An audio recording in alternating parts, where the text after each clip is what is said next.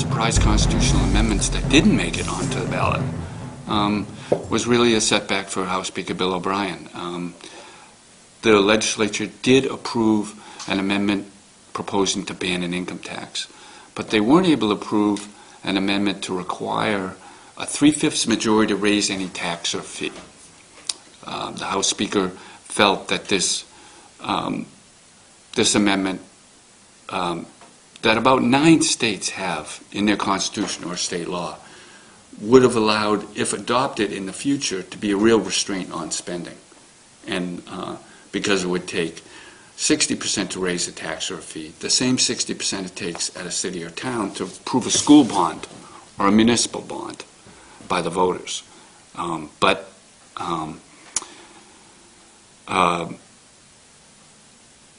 Even though the House had approved that amendment originally by the 60% it needed, and even the Senate at the last minute 2 weeks ago essentially said, okay, we give up our idea, you can have yours, essentially have your idea. House Speaker Bill O'Brien couldn't hold that 60% the second time, came up short,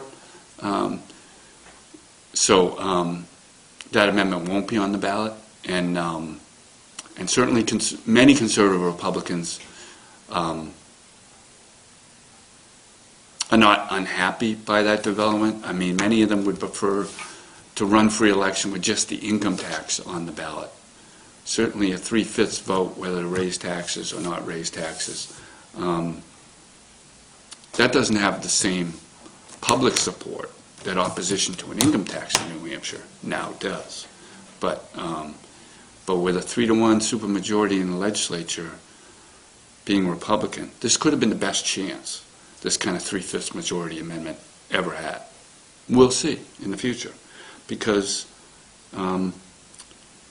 depending on who's the governor after November, this idea could reemerge. If it's a Republican that's elected to replace John Lynch, the Democrat who's not running for election, that Republican could well promote this idea and help give support to this idea to whoever is running the House of Representatives and the state Senate. It could change the dynamic, certainly. I mean, 2 years ago when John Lynch won his last election, it was the closest race he'd ever had. He still won by a solid margin, 8 or 9 points over John Stephen, but John Stephen, the Republican nominee, who, as I said, did better than against John Lynch than any other Republican had ever done before, was running on this 3/5 amendment. He supported it. He said if he had gotten elected, he was going to push it, the legislature, to try and adopt it. So, and certainly,